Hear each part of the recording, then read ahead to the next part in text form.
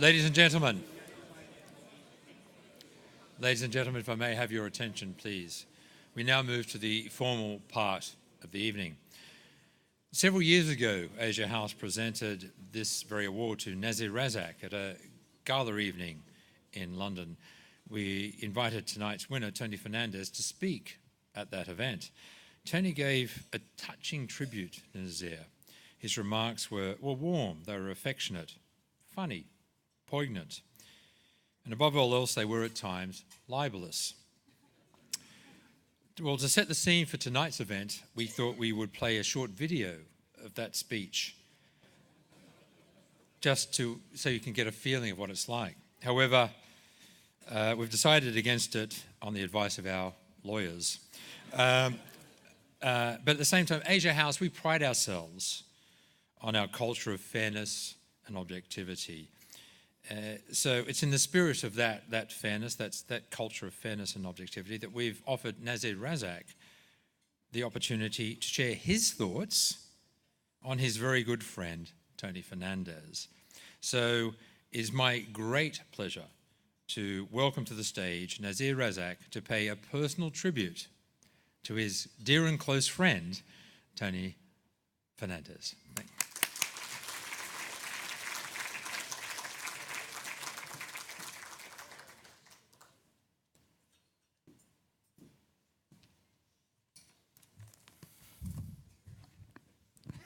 High expectations. Good evening, ladies and gentlemen. And Michael, thank you for this opportunity. I know that you gave Tony the award this year solely to see me rip him apart. But unfortunately, I'm much better brought up. Yeah. But anyway, since that's where you started, let's start. Rewind back 2015, roughly about this time, we were at the banqueting hall of Westminster, where King Charles I was marched to the gallows. It was a full hall, and my friend Tony was asked to say a few nice words about me. He began by saying that actually it wasn't me that should win the award, it was him. And then he suggested that actually I paid Asia House to get the award because of my surname is also Razak. So. And the speech went downhill from there. Yeah. And that was, classic Tony Fernandes. Outrageous and obnoxious. Hilarious and endearing to most people. But he's also offensive and distasteful to some. And I remember that night because there was a very distinguished chairman of a bank sitting next to me and he said to me, he whispered, he said, look, that was a best man speech at his bloody worst. Yeah. Yeah. By sheer irony, a month ago, I actually had to deliver a best man speech for Tony. Yeah. And since it's just 1 month ago, let me invite everyone in this room to congratulate Mr. and Mrs. Tony Fernandes.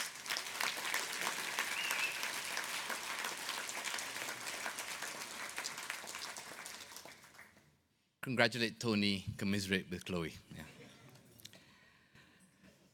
But I'm afraid I won't be sharing any juicy stories from that best man speech.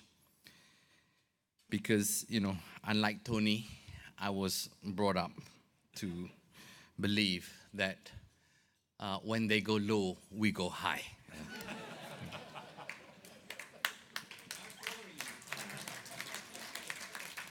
But I will share with you, one piece of advice that I gave Chloe at the end of my speech. I said, you will, Chloe, have a very happy marriage so long as Tony loves you more than he loves himself. Yeah. Now, ladies and gentlemen, I first met Tony in circa year 2000. I was chief executive of CIMB, the investment bank then. He came to see me to seek support for this idea that he had, that he wanted to purchase an airline company with 2 planes and a heck of a lot of debt. And he said, I want to build the premier ASEAN low-cost airline. And this is the year 2000. It was a crazy idea. And the idea got crazier when I asked him, so what is your track record? I never met him. I said, what's your track record? He said, well, I'm from the music industry. Yeah. So I basically told him to get lost and showed him the door. Fast forward, a few years later, our paths didn't cross again until 2004, when Air Asia had become a huge success. And Air Asia wanted to do an IPO. CIMB was, and still is, by the way, the #1 investment bank in ASEAN. So we had to have that deal. We just had to. But my guys called me and said, look, Tony is not playing ball. So I said, look, I best see him. So I personally went to see Tony in a bit of a role reversal. And I begged him. I practically begged him to give CIMB the mandate to take Air Asia public. Tony absolutely loved me being in that position of begging him. Yeah. And he loved it even more when he told me to get lost. I guess it was unspoken, but understood that we had become evens, and so there was a basis to actually become friends from there on. And our friendship, we did a lot of things, especially in sports together. Of course, today, our sporting prowess together has been relegated to playing FIFA on PlayStation. And when we play FIFA, I always win. And Tony usually breaks the console. Yeah. But in the early years, we played a lot of squash. And Tony also always lost. And when he got angry, and that was most of the time, he would show this crazy competitiveness. And he would always end up throwing and breaking his racket. Yeah. And that is a demonstration of Tony. He hates to lose. And so on the squash court one day, we decided we would do some business together. In 2007, we set up a company called Tune Money. And it was slated to distribute financial products online. He ran the company. CIMB was just a passive investor. And the business kept failing and failing. Yeah. And one day, in around 3 years later, on the squash court again, I complained to him in a way that I knew was going to bruise his humongous ego. And I knew it would bring up that crazy competitiveness in Tony. And sure enough, he swore to me on the court, I'm going to turn this business around. And ladies and gentlemen, it was brilliant. He brilliantly turned around the business. He identified Air Asia's insurance business, carved it out, placed it in the joint venture. And when the company listed 2 to 3 years later, CIMB was able to exit at 12 times money. It was a phenomenal achievement and a demonstration of Tony's business prowess. But, ladies and gentlemen, to invest alongside Tony, you have to be able to differentiate between Tony the businessman and Tony the boy. The boy goes into F1. The boy buys Queen's Park Rangers. The boy basically blows the hard-earned money that Tony the businessman makes. Yeah.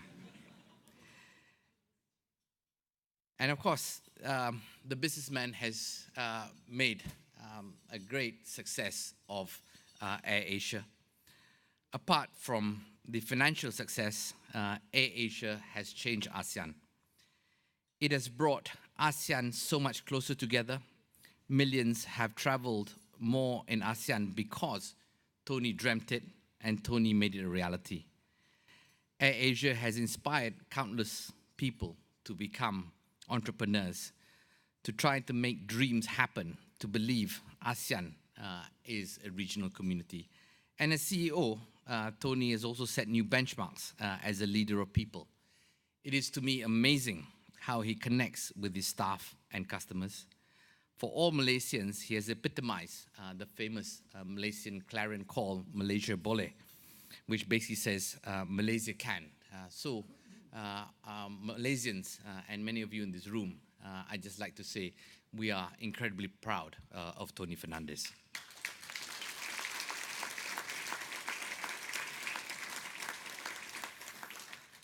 So, ladies and gentlemen, Tony, to me, deserves this award. I don't agree with Lord Green's statement that Tony has done more for ASEAN than anyone else, because I think I did more. But anyway, this year he deserves the award because I can't compete because I won it 2 years ago, Tony. Yeah. I'm really pleased, and thank you, Asia House, for allowing me to say a few nice words about my friend at this fantastic dinner. And I hope that in the process, I have also taught my friend how to deliver the right speech for the right occasion. Thank you.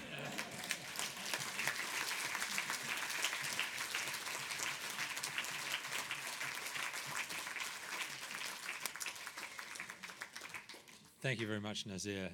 Tony, I think you got off incredibly lightly there. You said 2 years to prepare this speech. Let you off the hook. It's probably because you just got married. That would be my guess. I would now like to invite Tony Fernandes to come to the stage. I'd like Lord Green, our chairman, to present him with the award, and then invite Tony Fernandes to address us, hopefully with a speech that won't mean my lawyers have to be brought in to discuss any issues. Please welcome to the stage Lord Green and our winner, Tony Fernandes.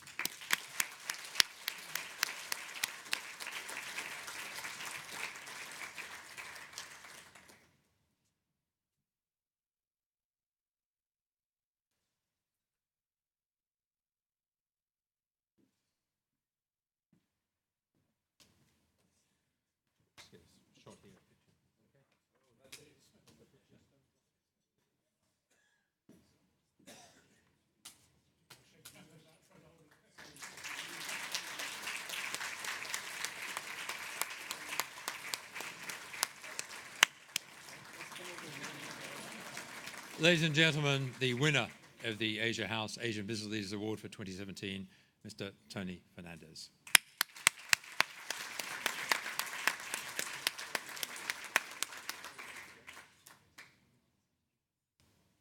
Just try not to libel anyone this time. Thanks so much. Yeah, please. Could I borrow that?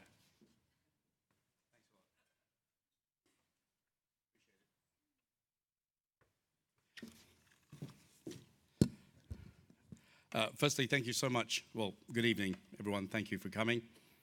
Thank you to CIMB for paying for dinner.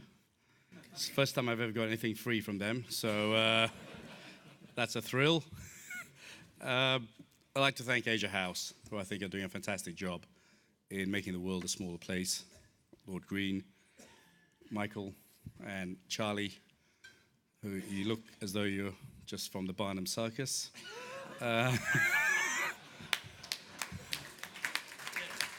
But I appreciate the fact that you're wearing red in honor of Air Asia, even though you look like a clown today.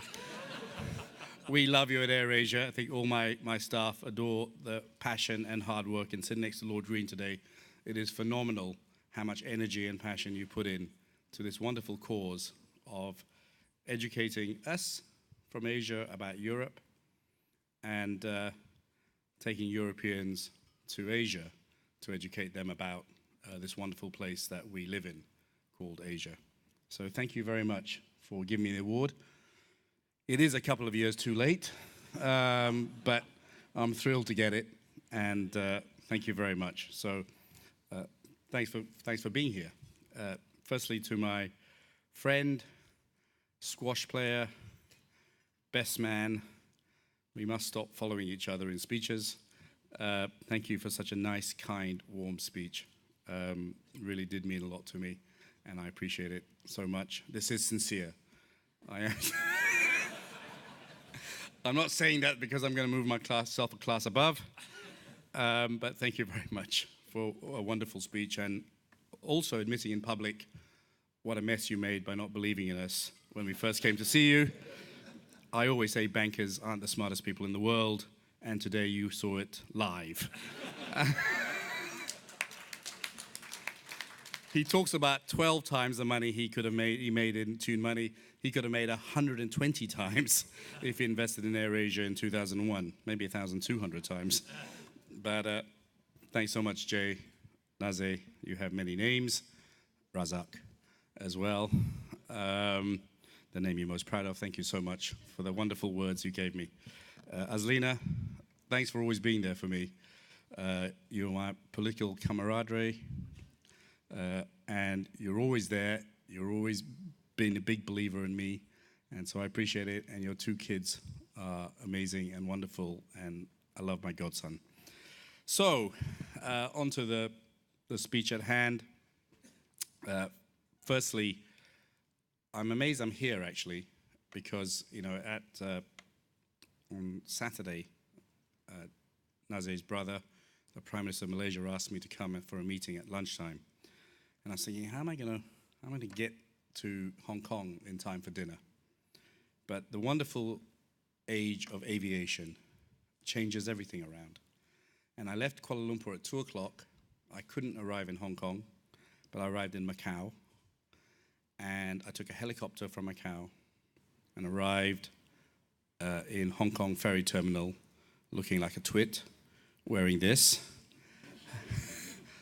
and took a car to Hong Kong. So it is quite amazing what aviation has done in this world. And if you think about what AirAsia did when we started, 16 years ago with 2 planes, no money, just an idea, and now today we have 200 planes carrying, in the first year we carried 200,000 people, and this year we'll carry 73 million people in the space of 16 years. It is amazing what aviation has done in making the world a smaller place. I know that sounds like a Miss World making her speech, but it is true that we've brought people closer together. I knew about this award 2 months ago, I think. 2 months ago, something like that. So I took it to heart, and rather than marry a Malaysian, I married a Korean, so that I'm really living the spirit of Asia. I am diversifying and bringing Asia closer to me, and thank you, Chloe, for marrying me. It was a fantastic day. Jay was an amazing best man, quite amazing, to be honest. He made an amazing speech and had to tolerate me all night, and we had a fantastic evening. So thank you, Asia House, for opening my eyes to a world outside of ASEAN and seeing that there are a lot of hot Korean women around. Okay, that's my only underhand joke, so the rest of it will be serious. Finally, well, not finally, I want to thank a few people who are here. Mark Weston, who over there was at school with me at Epsom College. Many, many years ago, in Malaysia, I was sent to boarding school. One day my father came in and said to me, there was no Asia House, said to me, I'm sending you to England. And I thought, sounds an interesting concept. And I turned up at Subang Airport, which is a small airport in Kuala Lumpur, where before terrorism and all these things, you could wave to people. And my whole village had come to see me off, called Damansara. And I was wearing my school uniform with a badge saying unaccompanied minor. And I thought, well, this is pretty cool. The coolness started to wear off when I got on a Qantas plane. And when I arrived at Heathrow Airport, I was like, oh my God, I'd never seen so many white people before in my life. It's now different. I told my daughter, when you arrive in Heathrow Airport, you'll be quite at home because everyone's Indian. And you won't have any problem assimilating in Heathrow Airport. And my father was a complete lunatic. He thought I was a mummy's boy, which I was. And he gave me £50 to find my way to school. And I arrived in Epsom College. I took a Green Line bus from Heathrow Airport with my Samsonite bag, Maggi noodles in my bag, like every Malaysian boy, except Nazir, who was born with a silver spoon in his mouth, and his bodyguard was cooking for him at Malvern School. And don't deny that. I thought, Jesus Christ, what have I done wrong in my life? This is like a prison camp. But I had a phenomenal time in school. And I met Mark Weston, who was a delinquent like myself at the time. And years later, after I was in the music business, and after I decided to leave the music business because of piracy, everyone was pirating our music, and I know no one from the Asia Society has ever bought a pirated product in their life. They're all respectable gentlemen and ladies. I'd quit. I was sitting in Time Warner in New York, piracy. I'd gone through 3 mergers. It started as Time Warner, then Time, then CNN came along, and finally AOL. And I was sitting there thinking, what drugs are these guys on, listening to their vision? And Steve Case, I think, who was the owner of AOL, said to me, Tony, what do you reckon our stock price should be in a year's time? And I thought, wow, listening to you, if it's still $90, we're doing well. So I said 95 or something like that. And he went, wrong, boy, $500. And the famous Tony Fernandes mouth came out. And I said, please give me some of the drugs you are taking. And Time Warner was a company that came out with EBITDA, earnings before everything you don't like. And so I thought, they had $8 billion in the balance sheet. So I thought my career had ended. And I left. I sold my stock options at $78. And I flew to London because London was very much home for me at the time. And I was sitting in Spaniards Inn in Hampstead, thinking about what I was going to do for the rest of my life. And I saw Stelios of EasyJet. And I thought, wow, I've always liked planes. I've always wanted to own an airline. So I went to Luton Airport, and I saw people flying to Barcelona for £8 and Paris for £6. And I thought, that's what I'm going to do. I'm going to start an airline. Now, there's a very fine line between brilliance and stupidity. It's very, very narrow, but I thought I was 35 at the time, and I'm going to do it. And so I came back and I bought AirAsia for 25 cents and about 10 million of debt, and the rest is history. But when I started this whole AirAsia thing, I knew nothing about aviation. And I went back to the old schoolboy network, and I wrote to them, and I said, do you know anyone in aviation? And they gave me 3 names. One was a guy who actually owned a low-cost carrier called WestJet. The other was Brian Walpole, who'd flown the Concorde. And the third was Mark Weston.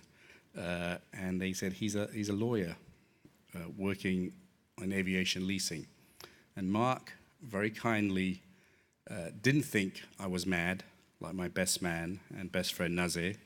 He said, oh, you're always a bit crazy, but you've always got some great ideas. And he introduced me to GCAS, GE Capital, who loaned me 2 planes, and the rest is history. So thank you very much. I've never thanked you publicly for believing in AirAsia. You should have invested in us, and then you wouldn't have to be a lawyer anymore, but there we go.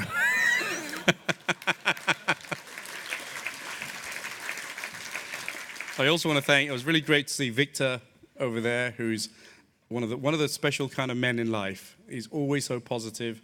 He's always so charming. He happens to be my competitor in Japan and destroyed me, but we're back, so watch out, Peach. But he's a great, great guy. And if anyone wants an example of a fantastic man, Victor, you are one of them. So thank you very much for coming. It's an honor for me to be here there. Finally, I mean, ASEAN is something me and Jay have believed in tremendously from the very beginning. When I started AirAsia, everyone was talking about China and India. And I thought, there's 700 million people in this fantastic region. 10 countries with amazing diversity, amazing culture. And I thought, why not go build an airline in Southeast Asia? And Southeast Asia has allowed a dreamer such as myself to take an airline from 2 planes to 200 planes, and the rest is history. It is an amazing part of the world. It's amazing culture, amazing people, and an amazing market, and a market that really no one has really taken so seriously. Lots of challenges ahead, but really CIMB and AirAsia have created a business that just wasn't there before. And now I think we're going to grow and grow and grow. And of course there are going to be obstacles. And of course we need the ASEAN Secretariat to be better. And of course we need to put nationalism down. But if they're not drivers such as ourselves and many others, things won't change. And so believe in ASEAN, because we believe in it. And there's a little dreamer here, along with a silver spoon dreamer, who has built 2 great businesses from ASEAN. I do also want to say, it's fantastic, Asia House. You've got 2 great politicians here. I don't suppose Lord Green is a politician, but the 2, Paddy Ashdown, I'm one of the 3 people that voted for the Liberal Party since I got my voting, and you're my hero. I've never understood why English don't take the Liberal Party more seriously. I think you're a great party, and I voted for you in Maida Vale. You got thrashed, but the Liberal Party, but I've always thought the Liberals are a fantastic middle of the road, and I say that with a little bit of humor and a little bit of reality, that the world is becoming very much more polarized, and we're losing that center, which I think is so important, that the Liberals stood for.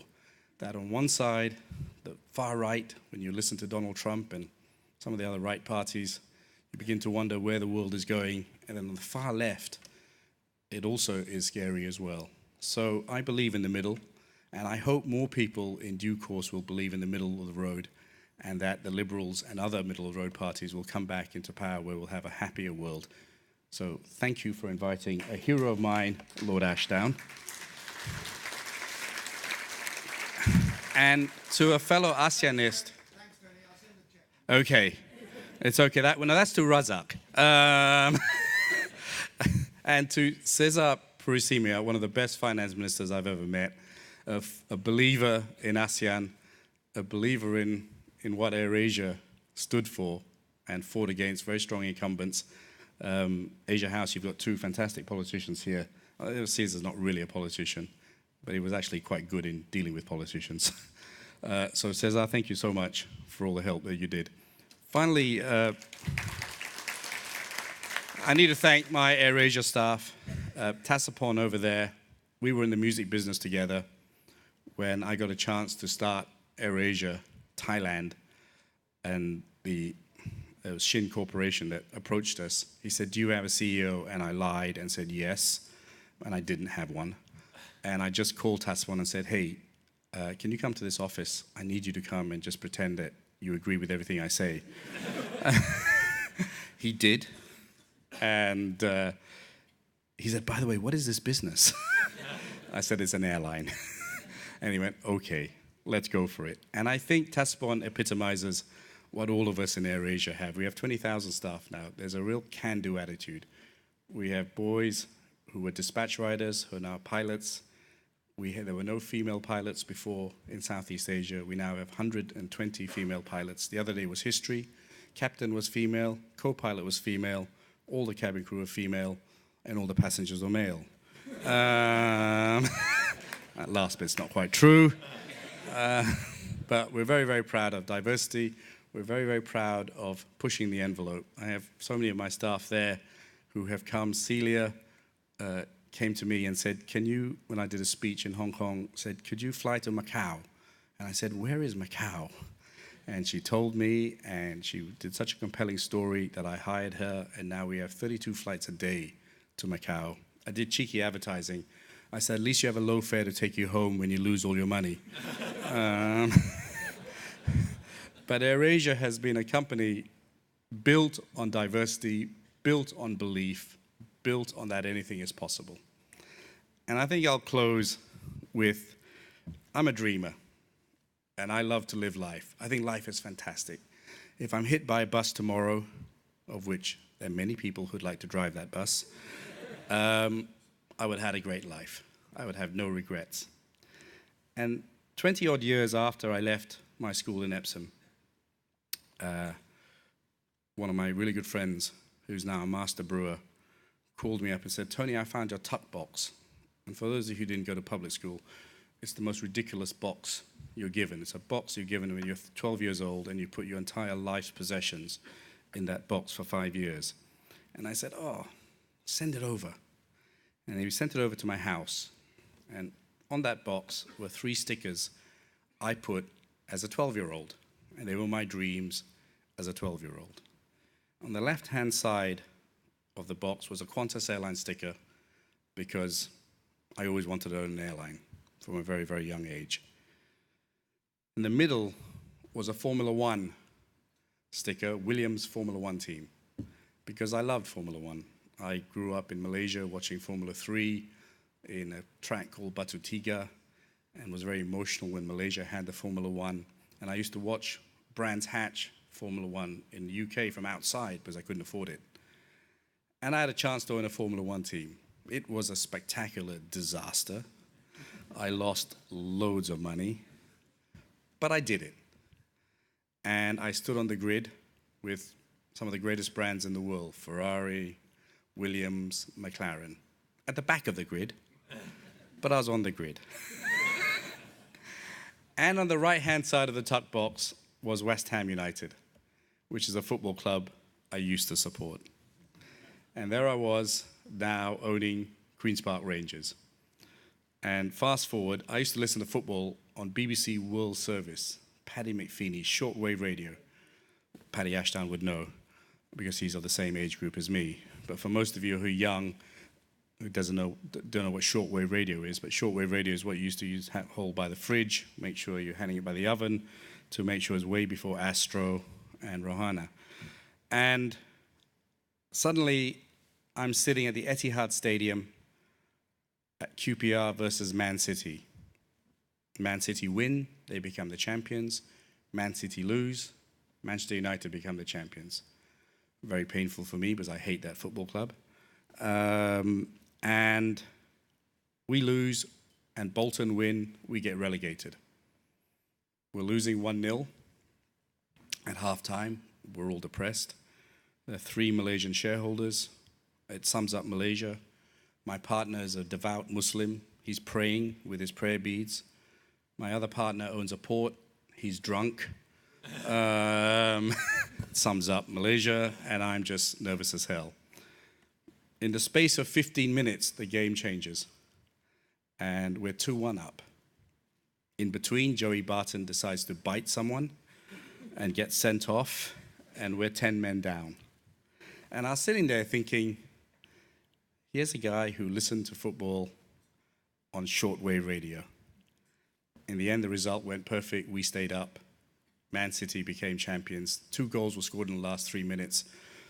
Mubadala Khaldoon slipped me a quick check, and we lost the game 3-2.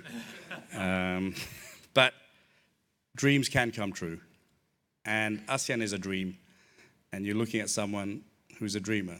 So for everyone out there, life is great. Be positive. You only have one life. Make sure you live it to the most, because it's a fantastic thing. You can't press a rewind button. Never have regrets.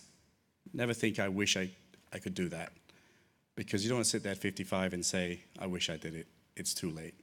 And ladies and gentlemen in Asia House, thank you so much for recognizing ASEAN. It's something Nazia and me believe in so much. It is a dream, and it is a reality as well. So thank you very much, everyone, for giving me this award. Thank you for coming, and have a great night. Thanks very much.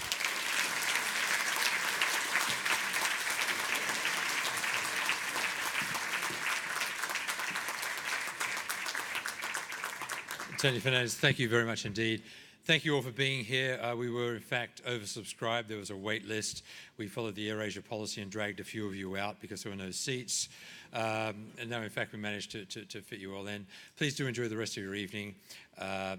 Congratulations to Tony. Many thanks to Nazir. And we'll see you again soon. Thanks very much.